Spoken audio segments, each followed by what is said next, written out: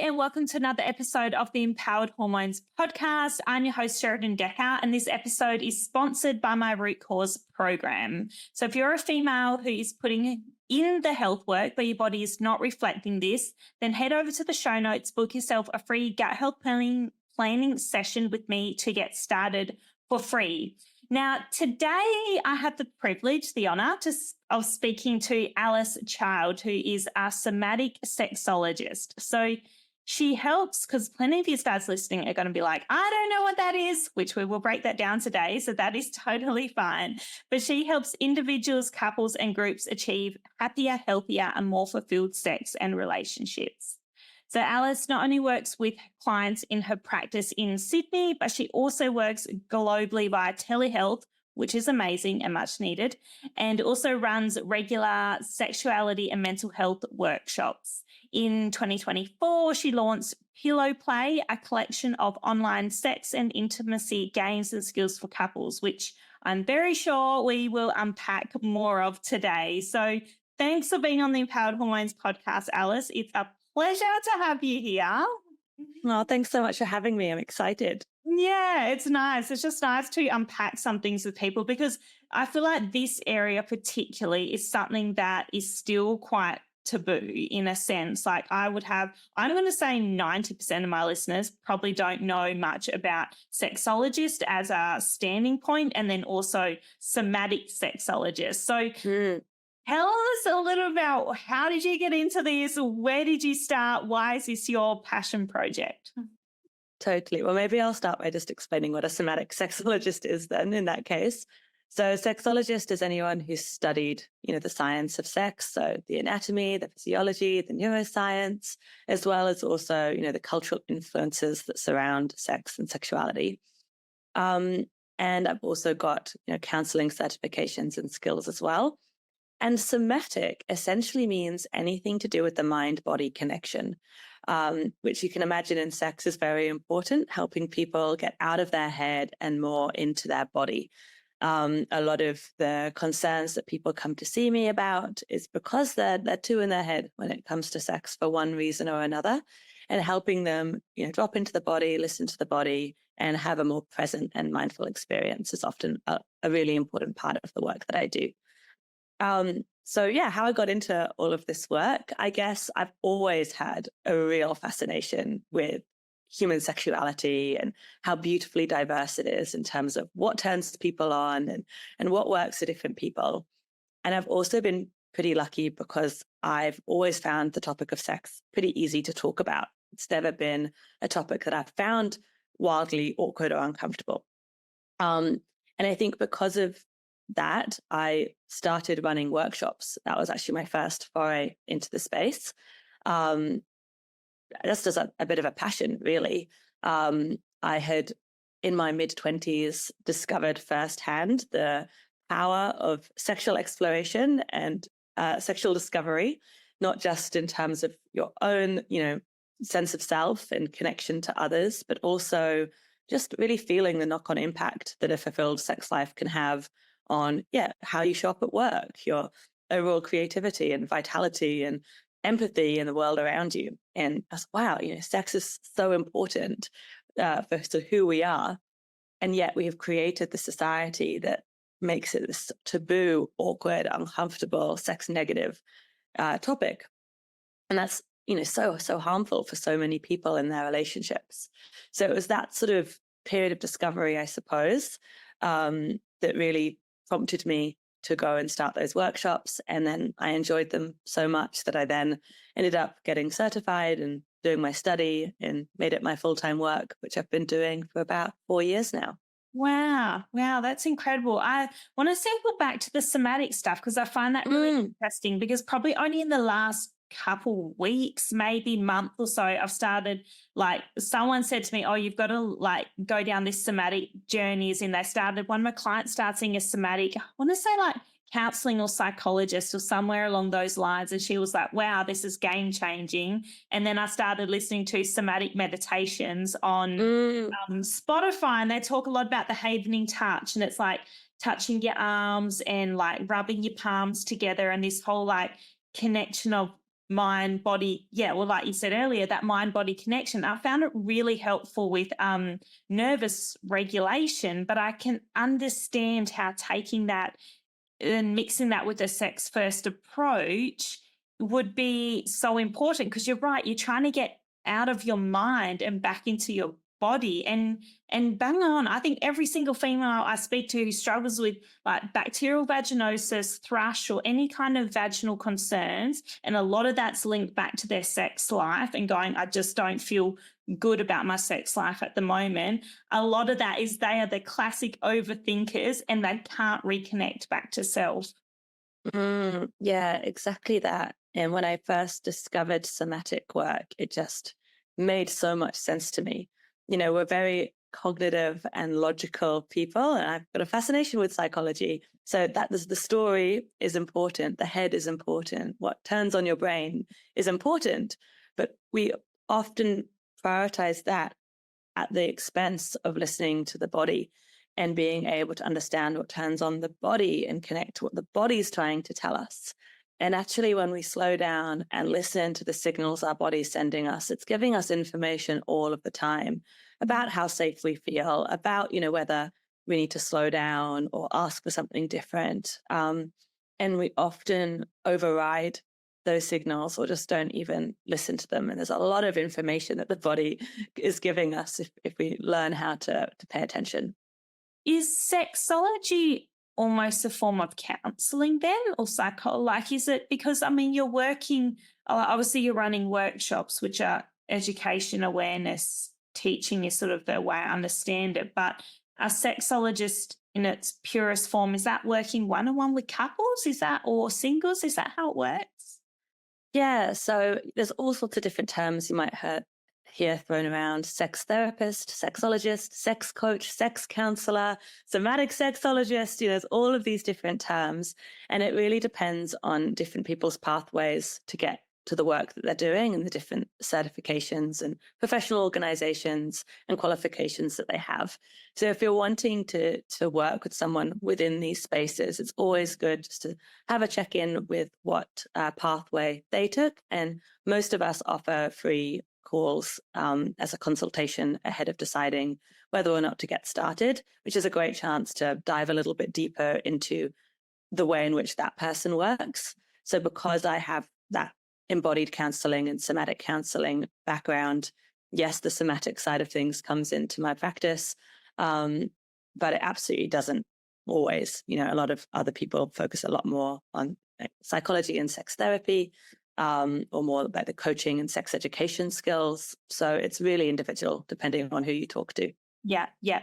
So how does it work for you then? Because I'm thinking, if you're using the somatic side of things and you're trying to I'm just going to stick with my target marker here, which is, let's say, women from their 30s to their 50s is kind of primarily who I work with. And they're coming to me with obviously gut and hormone concerns. But a lot of that is then they also got anxiety, overthinking, stress, overwhelm, all this stuff, which obviously the nervous system plays into gut health, but then it's also going to play into sexual health. Where do you even start in addressing that, getting out of, that overthinking and focusing in on their pleasure, on sex, on the here and now, on their body's awareness? Like, how do you even start with something like that? Yeah. So somatic sexologists teach sort of 5 main tools, I suppose, for getting out of your head and into your body. And depending on the person in front of me, I might tap into different ones depending on what they're presenting with and what they're wanting to get out of session. Obviously, this is in addition to exploring the erotic mind and turn-ons and mental blockers and all of that, which we'll talk about, I'm sure, when we talk about libido and understanding sex drive. But the tools for getting out of your head and into your body, they're things like mindfulness. So practicing how to slow down, notice when your mind has hijacked in the moment, thinking about whether or not you'll orgasm for the last 5 minutes, or what your body looks like, or what your partner's, wanting. Yeah, oh my goodness, for the last 5 minutes, I haven't even been here. I've just been in my head. And the process of mindfulness is noticing when your brain's hijacked and taken you somewhere unhelpful, and knowing how to bring it back to the here and now and into the moment. So that's one piece. I read a research paper recently that showed that people who practice more mindfulness find it easier to orgasm, which makes so much sense to me because it's the same skill of, oh, my brain's wandered, bringing it back. Oh, there it goes again, bringing it back. So that's one piece. And then the other four are all physical, almost like body hacks that you can do to help you get back into the body when the brain is really busy. One of them is touch. So obviously touch helps you get back into the body, variety of really good mindful touch, but also things like exploring new places on the body, trying different tools like sex toys and lubricants and oils, and just giving yourself beautiful, amazing, varied, pleasurable, mindful touch rather than mindless, one-dimensional, habitual touch. The second one is movement. So if you're getting in your head, a lot of people are very, very still and clenching all of their muscles and going, why is it not working? So movement's all about, yes, creating some tension, but also releasing that tension. So Kegel floor exercises, squeezes and releases, as well as movements in the pelvis and the hips, which is great for circulating blood flow and building arousal, as well as just simply, change positions, change it up to help you get back into the here and now. The third one is sound. Again, if you're in your head, you're often silent. And it can be really helpful to get you into the body, just make some authentic noises of relaxation or pleasure. And it also has the added benefit if you're with someone else, it turns them on as well, and it turns you on. And then before you know it, you're both back in the moment. And the final one is breath. So breath is a really useful tool to get us back into the body. It's the heart of Tantra and meditation for a reason. And it can really be used as the erotic pump of the body, and it's, because it's so good at nervous system regulation, we can use it and use certain breaths to feel more relaxed and safe and connected. And we can use it with faster breathing to become more aroused and turned on and energized.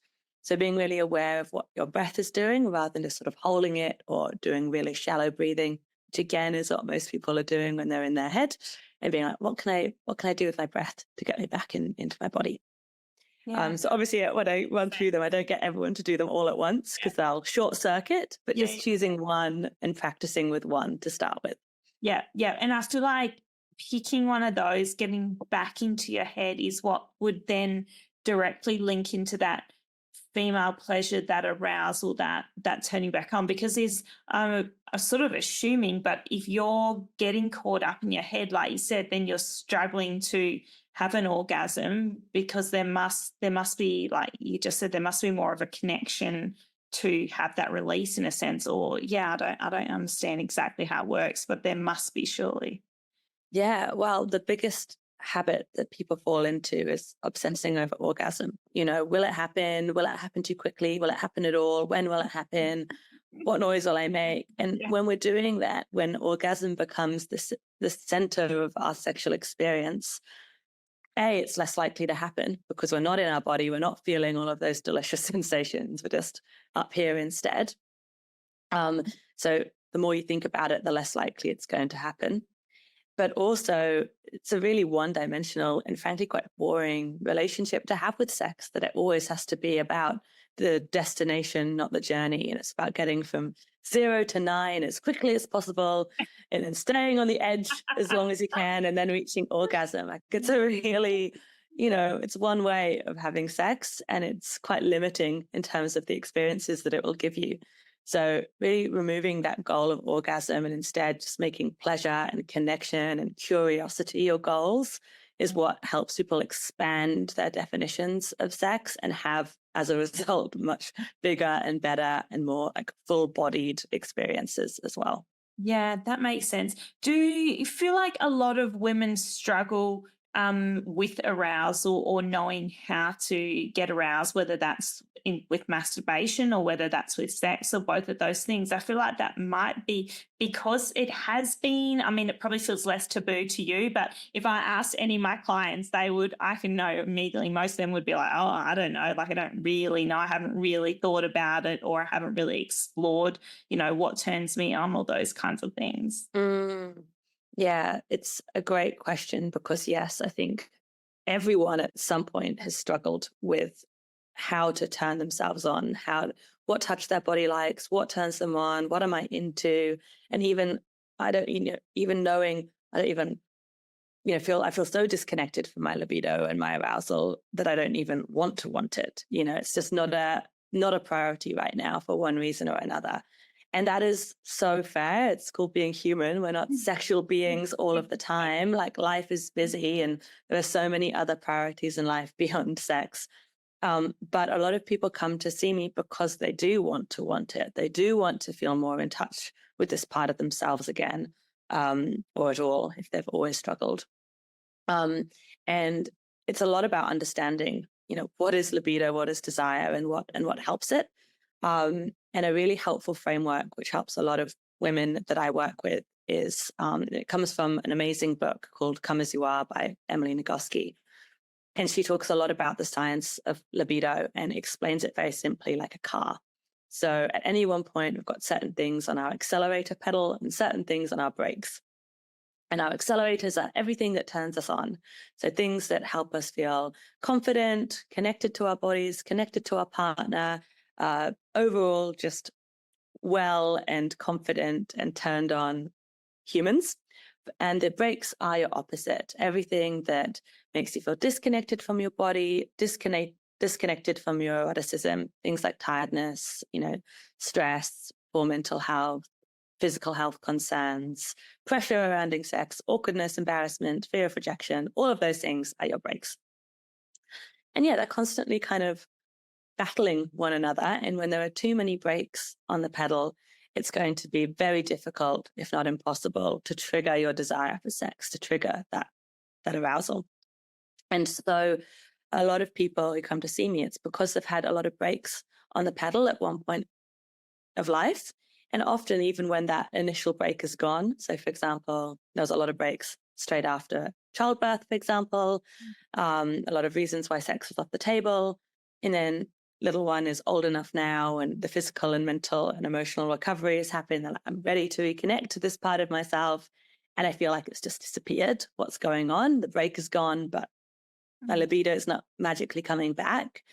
Again, it's a bit of a cycle. It's a bit of a use it or lose it situation with libido sometimes, because the less we think about sex or prioritize pleasure and connect to our bodies, the less we then desire it. So it's about triggering it again, right? It's about slowly working out how to gently start introducing more accelerators into our life. And this doesn't need to be like, go masturbate every day. This is about, reconnect back to what gives your body pleasure. So often as homework, I send people off for massages or, ocean swims, meditation, reading erotic fiction again, things that help them get back into their body and start to pump the juices, I suppose, of their erotic mind and start thinking about, these things again, to slowly start to reconnect to your accelerators. Because I feel like it could be tricky as well if an accelerator is that your partner's libido is running a lot higher. If, running with the kid example, if you have just had a baby and you've therefore, pulled back for, like you said, obvious kind of reasons, and then you're trying to reconnect with yourself at whatever point that feels right. But even though it may not be obvious pressure, there may be that guilt that you're like, well, I should be ready and I'm not ready, or I want to have sex, but I just don't feel like it, and I don't know how to reconnect. And I feel like that must be tricky. And even if there has been no kid and I have a lot of women with like chronic gut issues, and therefore the bloating, the pain, the constipation, all those things make them go, sex is the last thing I want. I just want to go poo. Like, it's just not a priority for them. So, yeah. But as that starts to shift and heal and things feel better and they feel more confident in themselves again because they don't have a big bloated, pregnant looking belly every night, then trying to find that back is one thing. And I love those tips you gave, but also having that, potentially that mismatched libido must be really tricky in a sense as well. Yeah, it's really challenging. And it's the most common reason I work with couples, because when you think about it, when you realize how frequently libido does fluctuate over a lifetime because of these changes in brakes and accelerators, contextually and life stage, and, it changes for all sorts of reasons. What are the odds that two people are going to magically have the exact same desire for sex all through a life together? So these changes and these challenges are so common, especially when one person is like, no, I still have a really high sex drive and really I'm wanting a lot of sexual intimacy, and the other person really isn't. Of course, that can put a lot of pressure on these two people. And often what I see is the person with the higher sex drive starts to feel like their needs aren't important, like they're no longer desired by their partner, they're not attractive, they feel a lot of rejection and a lot of resentment. And on the other side, we've got a lot of guilt, we've got a lot of pressure, we've got a lot of resentment as well. That their needs don't matter, that they don't want to do things against their own consent. And so as a result of this sort of divide, the topic of sex has then become associated with all of this pressure and negative energy, which of course is not an accelerator for either person. And so it's really challenging to learn how to lean forward and find a really happy and connected middle ground. And so what I often start with these couples is a bit of communication skills and helping them both really hear and understand what's been going on for each other, so they really feel like their needs and their side of the story is heard and understood, which is a really important piece. But also, it's often about finding non-sexual intimacy. So when I talk to these couples, most of them have stopped, making out, having showers together, having baths together, date nights, flirting, little cuddly moments, bum squeezes, all of the things that don't necessarily lead to sex, but that help you stay connected as lovers, not just flatmates and best friends and life partners. And these little moments of non-sexual intimacy are so important to keep that energy alive. And often they've stopped doing them, from a person with a high sex drive standpoint, to stop doing them for fear of rejection, for fear of not wanting to put pressure on their partner, for like, well, what's the point? I'm feeling all of this rejections, I'm not going to want to do that. And the person with the lower sex drive has stopped doing them for fear of it becoming sex, for fear of it being read as initiation, and not wanting to lead their partner on. So both people are actually leading away from the very thing that they're both probably craving more of, which is, let's just connect without pressure of sex. And so that is where we often start. Love languages, essentially. Yeah, I love that. And that makes complete sense, because when you feel safe and I guess, seen is probably a good word as well, across, let's just say, a whole day, as opposed to it's 9 p.m. at night and it's like, okay, now I've got to just magically click my fingers and be completely attracted to you and ready to jump into bed with you. And especially, I guess, also for females, I know this is true for males as well, but let's just stick with the female theme going on here, that there is that emotional connection, which is, so important as well. It's not always just about, like you said, like just about the orgasm or just about the getting naked with someone. It's that across the day. It's like, hey, you checked in with me. Hey, you did the dishes. Hey, you helped me out with something. Hey, you put the kids to bed. That was awesome. I could go have a nice long shower. Like, it would be that accumulation of things across the day, across the week, across the whatever, which then, like you said, would get represented in the bedroom, I suppose. Yeah, bang on. I often say foreplay is the whole relationship. And that's exactly what I mean by that, is you don't think that, doing the dishwasher is foreplay, but actually when you know your partner's love languages and you know that actually they're a huge acts of service person, and anything that you can do to reduce their mental load and feel like a team is going to help them just feel more connected to you and more supported, then by the time, intimacy comes around, you're much more likely to feel ready to connect. And again, it's not about it being transactional. It's not tit for tat. It's not, I'll do the housework if you have sex with me tonight, because no one wants sex to feel transactional or to feel sort of used for your body, which I hear a lot of as well. So it's about how can we meaningfully, get each other's love languages met and needs met without zero expectation or pressure of sex, but knowing that the more connected and appreciated and desired we feel, it's more likely to happen. And it's also really, I think, important to tell you about two types of desire. So there's one type of desire, which is called spontaneous desire. This is that feeling that a lot of people have in early stage relationships or when they're younger, where it could just be like walking down the street and your phone vibrates and it's that person you started dating, you're like, oh, I'm in the mood. Like a lot of seemingly out of the blue feelings of desire and arousal and feeling horny. That's spontaneous desire, right? And it's what most people think of when they think of desire, because it's what we see in films and in books and in porn, right? Spontaneous. But most women, actually, statistically, it's more common in women, shift from spontaneous desire to what's called responsive desire in a long-term relationship. And this is essentially the idea that desire with the right context and headspace and stimulus, your accelerators again, can be triggered, responsive desire. So this is the feeling of, oh, I'm not in the mood, but I want to be.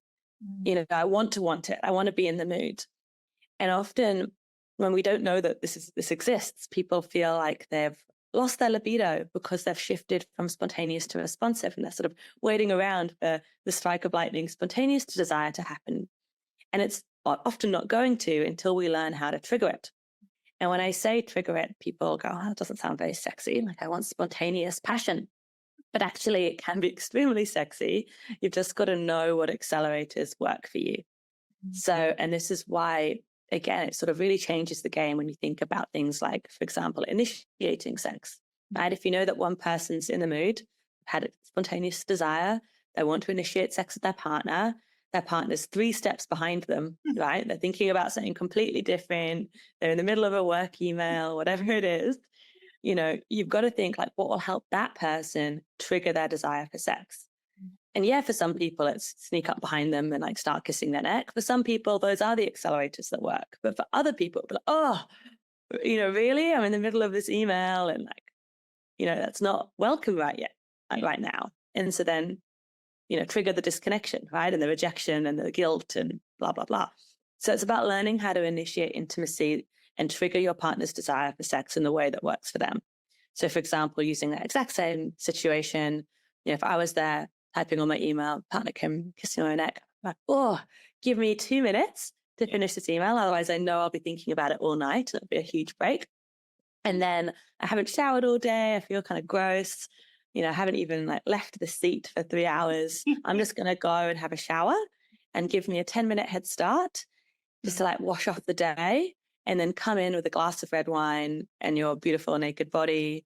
And then what I've done here is I've identified my breaks, the work email, how I feel in my body, touch that's moving too quickly. I've asked for my accelerators, a shower, wine, nudity, steam, reconnection, and then do that again. And then I'm going to be able to trigger my desire. Yeah. And so it's really about getting curious about how we can start doing that.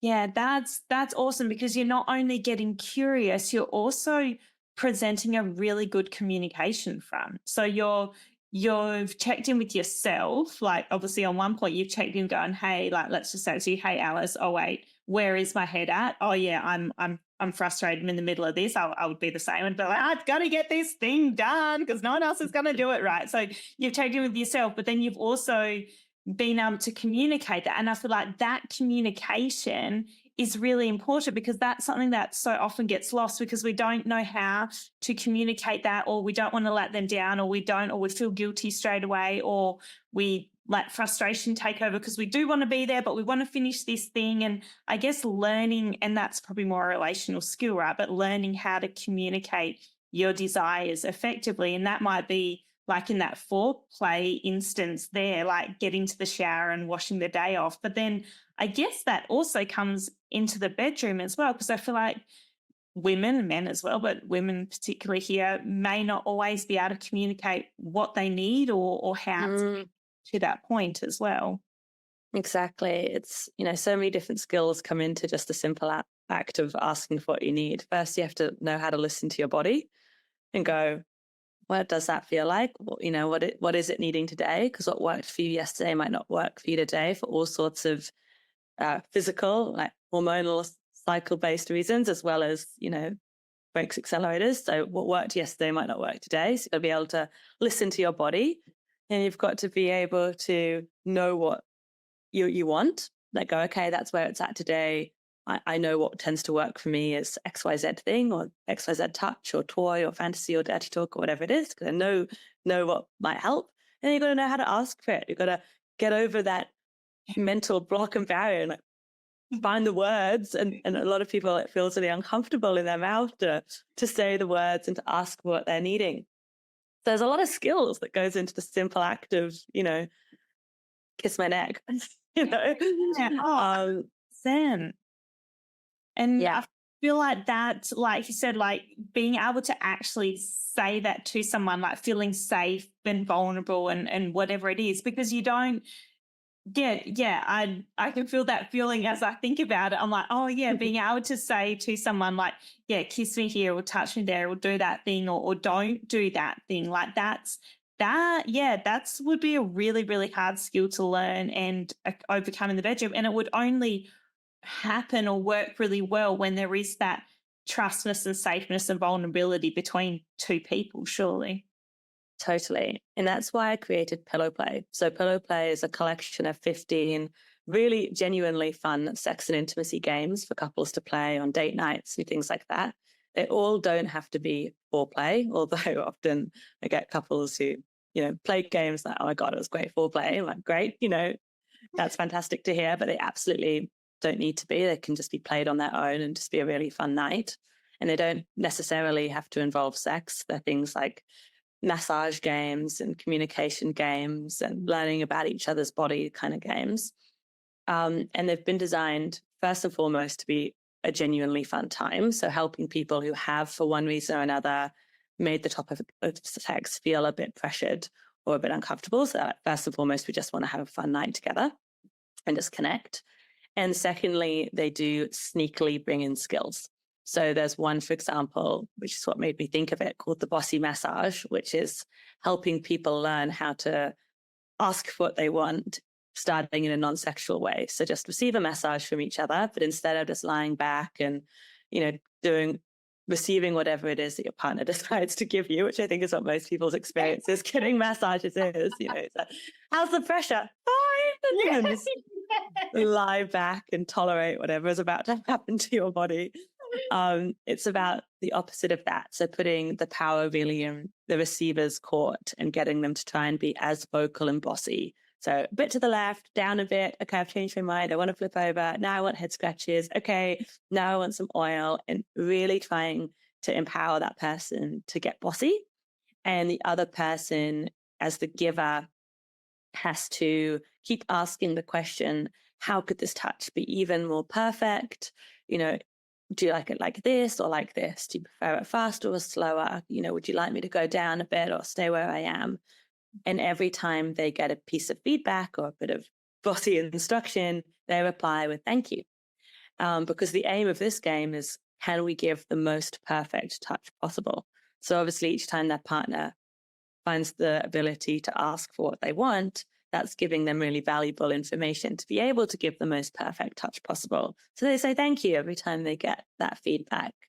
And then you swap over and you try it the other way around. And obviously you can increase how erotic this is with things like candles and oils and nudity, or you can just do it in a really like silly and fun and playful way. So that's like an example of the kind of games that are in there that fun, but they also end up teaching you some really important skills in the bedroom. And building that connection, right? Because some people are, in a way, get disconnected from your partner, whether it's life, work, finances. And it may be that when you go to have sex, you don't feel safe, comfortable, whatever, asking for what you need, or you don't feel like they care as much that, you're having an orgasm or whatever it is. But if you go and work in those series of games, like I said, for fun, for connection, for learning about what the other person wants. The other thing that makes me think of is in your newsletter series, maybe it was, you have a downloadable sheet which has, I don't know, 3, 4, 5 pages of like heaps of different things. It was like, I don't know, there was a whole lot, even things like blowjob, threesome, different, like there was a whole range of stuff and going, is it a yes, maybe, or a no for you? And I was just like, this is the simplest, best tool ever. Like if you and your partner sit down and do that, like you don't feel like you have to, I don't know, explicitly express, no, I don't want that. But if you're writing it down, you're kind of going, oh, that's a maybe, or I'm not sure. It doesn't feel so like, if you're confronted with it, it doesn't feel so intense. Absolutely. Yeah. It's called the sexual bucket list. And And you're right, it is a little long. I got a bit over enthusiastic with how much I include. Yeah, I know. And it's so funny because every time I talk to a couple who've done it together, the stories are so great because, it has such different impacts on different people. And just in terms of opening up the conversation, identifying some yeses, like, wow, I never knew you were into that. How have we not had this conversation yet? Or identifying boundaries that are really important to know, like what your no's are, as well as like really importantly, like what are some maybes that we both share, and maybe we wouldn't have had the confidence to bring up, something like that without knowing whether the other person was into it. But when you see side by side that your lists match in some ways, you're like, oh, yeah. Let's get curious about that. Like, what would we need to do to feel safe trying that? Or what, why is that hot for you? What does that look like for you? And start having these kinds of conversations.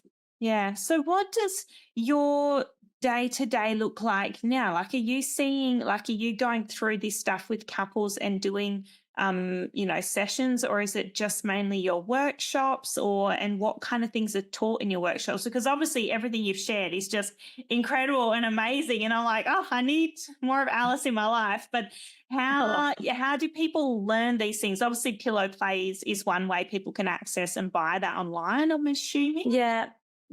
So that's like an online selection. And so there's for each game, so it's 15 games. And then there's also like a little optional sex ed video that accompanies the game. So for example, we've already spoken about body massage. The accompany one there is like asking for and giving feedback and like a whole piece around that. So that's Pillow Play. And that's probably the, I guess, most accessible way of working with me. You can just like go and get that in tomorrow. On top of that, the vast majority of my work is working with people in session. So both individually with both men and women, either because they're wanting to work through a particular sexual concern that they have, like pain or difficulty orgasming or erectile issues or whatever it is, or just because they're wanting to start their sexual liberation journey and want some support on that journey. Versus couples who, again, some couples had people buy sessions with me for wedding anniversary gifts because they're just wanting more tools and, even hotter, more passionate sex. Yeah. And other couples who have the sorts of things that we've already talked about here today. Like they've got a specific thing that's happening for them and they're wanting to reprioritize their relationship as lovers. So I'm open to new clients at the moment for both couples and individuals. And the workshops, I normally run a workshop every month or so. In fact, recently it's become more frequent than that. I've got a lot of workshops coming up.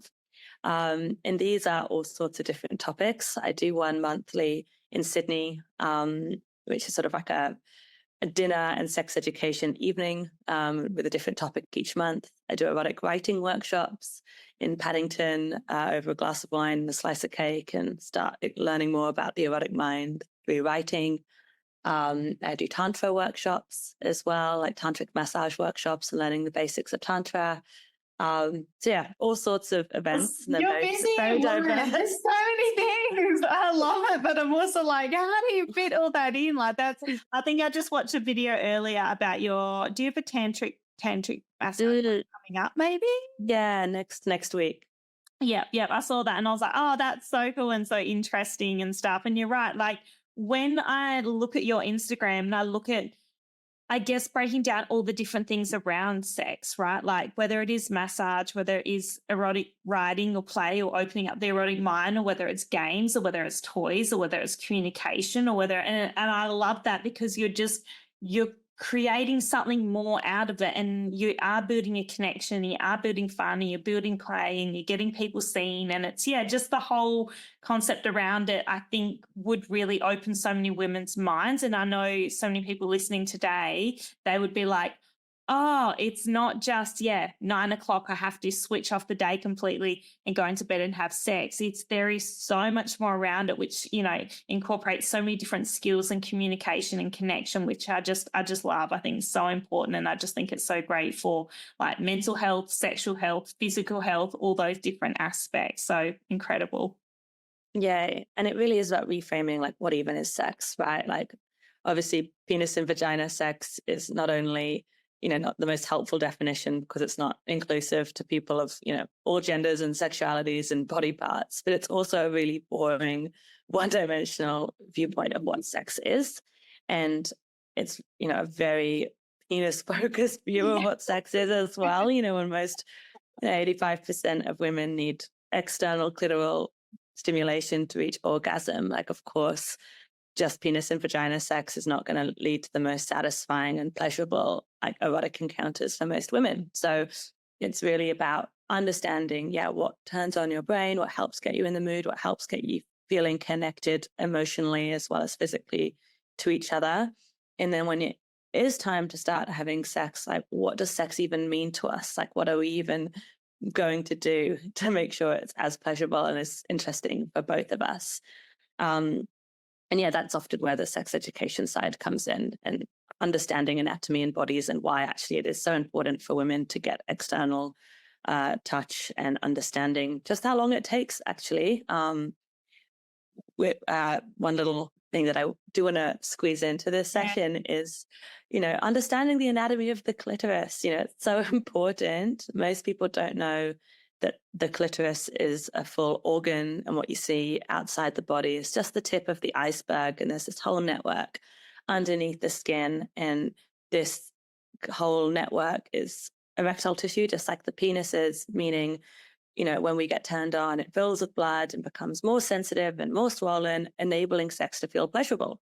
And unless that process has happened, unless that erection has happened, sex, especially penetrative sex, at best feels and at worst is painful. And that process, that female erection, we get erections too, we just can't see them as easily because it's under the surface of the skin, just takes longer, on average about 20-25 minutes. And that's, if lots of accelerators are present, if there's lots of brakes happening, then that could be even longer than that. So it's really about understanding your body and understanding the body of your partner and what's going on when arousal builds and how long it takes, and, why giving yourself time and foreplay and external touch and all of the things that are in pillow play are so important, because it'll get you to better sex anyway. And that's often why people aren't craving it or desiring it, because the sex that they are getting isn't as good as it could be. Yeah, 100%. Like you said, removing those breaks and understanding, actually going and verbally saying that, going, hey, it might be 20 to 30 minutes, that just all of a sudden takes all the pressure off you as well. It's like, oh, actually, this is a process. I don't need to be there in 5 to 10 minutes. I don't, and that's okay, and that's normal. And I think so many women don't even understand their own body, like you just said, and even the whole clitoris explanation would be newish to them in a way. But also, does their partner understand that, whether it's male or female, but does their partner understand that? I think that's the real key there as well, because it's like you've got to then be able to explain that or show that to them, or also, feel okay going, hey, this is going to take me longer than it takes you. I think that's important. Totally. And, sometimes when I give that explanation to people, like, oh God, 20 minutes, I don't want to wait. I don't want to wait 20 minutes. I want to just get it over with. And I'm like, well, therein lies the problem. That is a mindset of, I just want to get it over with. Yeah. That's not hot for anyone. What's the point in doing something if your mindset is, I just want to get this over with? Yeah. So it's like, okay, we're not having sex for the right reasons here. Let's do things that you do want to do and that do feel good. And if that isn't penetrative sex, then it's not penetrative sex. It's like, what are you wanting? Is it a date night? Yeah. Is it, what is genuinely what you're needing and craving? And the more we do that, then we can get to sex.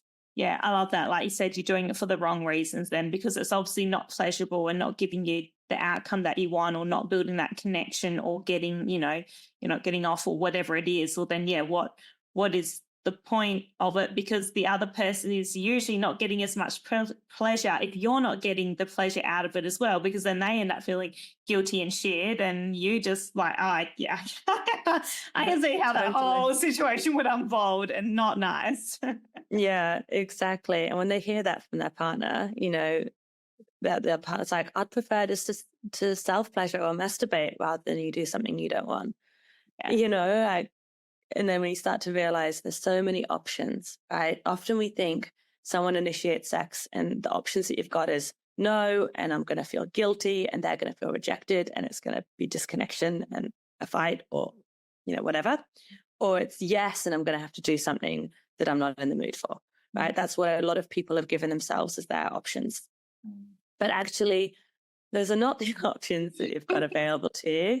It could be, option one is, yes, I'm in the mood. Great, let's do the thing. On the rare instances that both people magically have spontaneous desire at the same time, that's one option. But most of the time, it's going to be all of this gray area in between. It's going to be, ooh, as we talked about before, I want to want sex, but I'm not in the mood yet.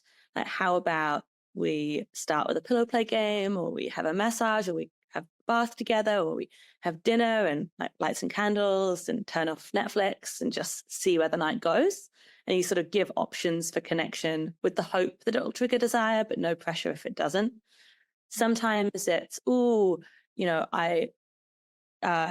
not in the mood for sex. And to be honest, I don't even sort of want it, tonight for one reason or another, but I'm totally happy and excited by the idea of, you getting your needs met with me. So this could be, self-pleasure in front of me. I'll lie on your chest and tell you dirty things, or, I'll, go down on you, or, that's really fun today. I'm just not wanting touch or anything myself. And sometimes, the option is, okay, I'm not in the mood for sex. I don't want it. I'm also not in the headspace to be around you when you're being sexual. So in this instance, it's like, what else can we do instead? What else can we do to connect tonight instead? And be like, maybe it's a board game night. Maybe it's, cuddles and pizza and a chill and talking about our day, because what's going on for me at the moment. And what can we do to still, feel really connected tonight, given that the person initiating is probably seeking, connection. And if you're doing that one, if you're saying the no, then what can you say in terms of offering up initiation in the future? So, but I promise this weekend, let's play a pillow play game, or I promise this weekend I'll initiate sex, or, in the next time frame that works for you. Again, just to show your partner, this matters to me too. Just because it's a no today doesn't mean it'll be a no and never ask me again. It's just like, no right now. And like you said, sometimes having a board game and a pizza night and wine might actually still end up leading to sex, because it's this is not I can't imagine it right now because my head's so full of these other things and I just don't feel like I'm in the mood and I really want to switch off. And when you build that connection, you then, you open it up for other things. And maybe it doesn't, but maybe it does as well, because it's at the end of the day, you both are seeking that connection in sort of its basic and rawest form, I guess. Yeah, exactly. And the more you do this and open up the communication, the more you learn about yourself and each other when it comes to what does work for us. And just like there are 5 different love languages, i.e. the way that we all naturally like to give and receive affection and feel wanted and feel important to someone. There's the same with erotic languages, the different ways that we all like to give and receive erotic intimacy. And unless we know our partners and know, we can be talking completely different languages, which I see all the time as well. And, one person's doing the thing that they would love and the other person's like, what are you doing? And vice versa. And again, unless you open up the conversation, how can we possibly learn? We're not mind readers.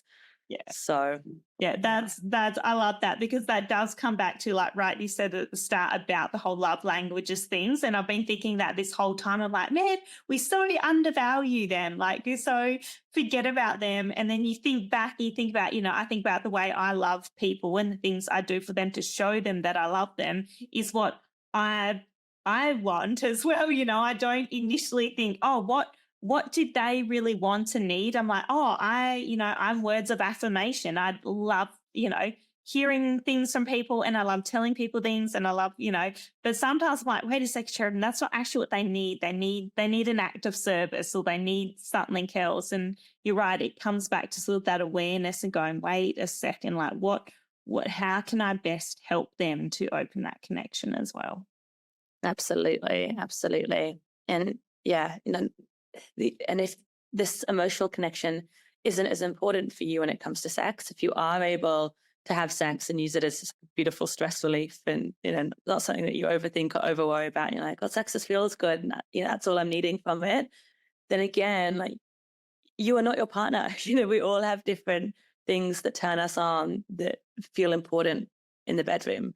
And I'm not just talking about like kinks and fantasies and what turns on our brain, but just what makes you feel like this is something that we're experiencing together and a place that we go together, rather than just a stress relief. And there's a time and a place for all of that, but it's about being able to be clear around like what is great sex for each of us. And that let's both be getting the sex that we're wanting and needing. Sometimes, yeah, a lot of the couples that I work with that are feeling disconnected when they have sex, it's because there's also another framework which some people find really helpful, which is thinking about the 3 sexual styles, which is why do people have sex, right? And one of them is having sex to feel. This is called trance. These are people who go really inward. They shut their eyes. They go on this almost like journey of pleasure, and it's very, very inward. And this is what most people do during masturbation. And it's what you do if you tend to like the lights out and sort of go on your own journey of trance. You have people who love having sex to connect. This is called partner engagement. This is people who love to be in positions where you can see each other and move together and eyes open and talking and, like making noises together, like connection. And then you have the final one, which is having sex to express, which is called role, which is using the erotic as basically the adult's playground, I suppose, to express all of these sides of yourself. Sometimes you want to be more surrendered and not have to think. Sometimes you want to take control and feel more dominant and confident. Other times it'll be more playful and silly, and everything else in between, right? And sex is a really great chance to step out of the confines of day-to-day life and express different parts of yourself. And when we know our default, right, the way that we tend to on a Tuesday night default, often it's great to jump between all 3, but when people are lower energy, they tend to just fall into one of them. And often what I hear is one person's very trance-based. They love to go inward. And one person's very partner connection or express-based. They like to share. And you hear things like, where do you go? You're not even with me. You're not even there with me. Like, and they're both actually often, the trans person's often having a really great experience, but it's just gone really inward, and they're just having different types of sex. So it's about helping that partner engagement person learn how to go inwards and feel their body and enjoy going and experiencing like more somatic embodied sex, and helping that trans person know how to open their eyes and come out and have more connective sort of shared experience sex. But often, yeah, if you don't have the conversation, like, we don't know what's going on. And you often just hear statements like, we have no chemistry. It's like, what does that even mean? After they do actually have great chemistry, but they're just having different kinds of experiences. I didn't know that. That makes total sense. Like, I just think I go, oh, yeah, like, I feel like that's a light bulb moment for me. But yeah, I didn't realize that. Yeah, I guess you're right. People do respond differently to sex. And like you said, when that energy is lower, where do you go? Like, what is your default? And recognizing and understanding that, and then knowing what your partner's is as well that would be game changing. It'd be so important.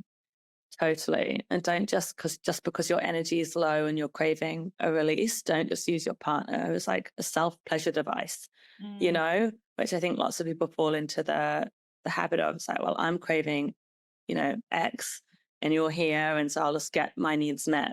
And the other person, if they're a partner engagement style, they end up feeling used for their body.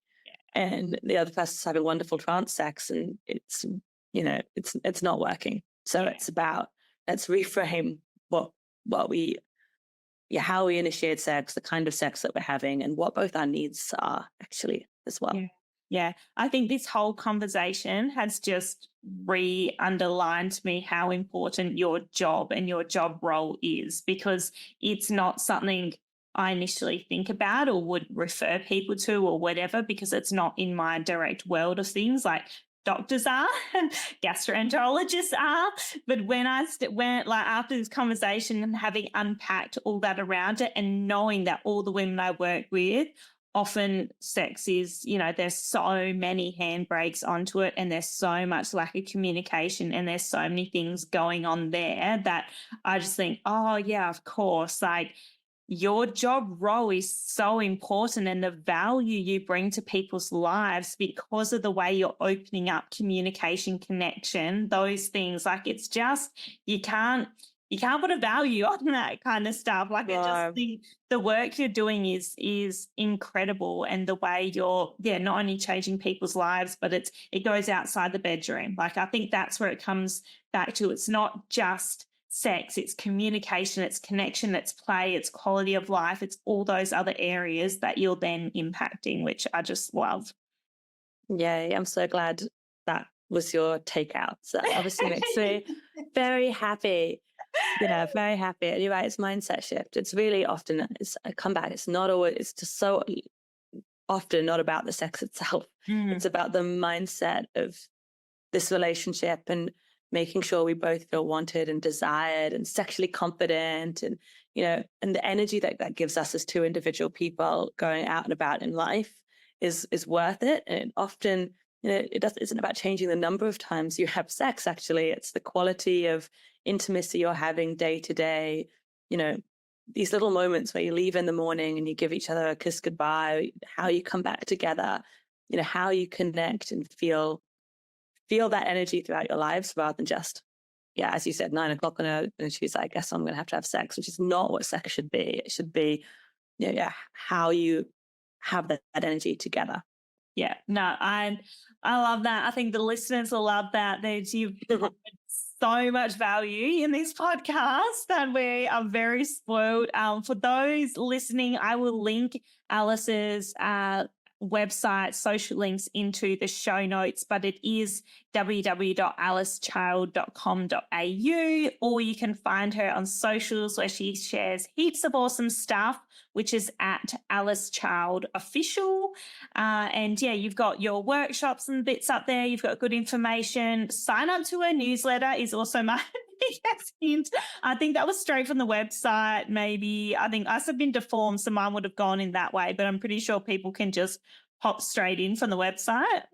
Yeah, you can. Yeah, there's so much value in the email chains you send out. So thank you for making that available to us. And for anyone in person around Sydney area, you can go to her workshops, but otherwise Pillowface online, and you can connect with Alice online as well. So thank you so much for being here. It was an absolute pleasure. You're a wealth of knowledge, and we're spoiled to have you in our ears. Well, thank you so much for having me. It was a really fun chat.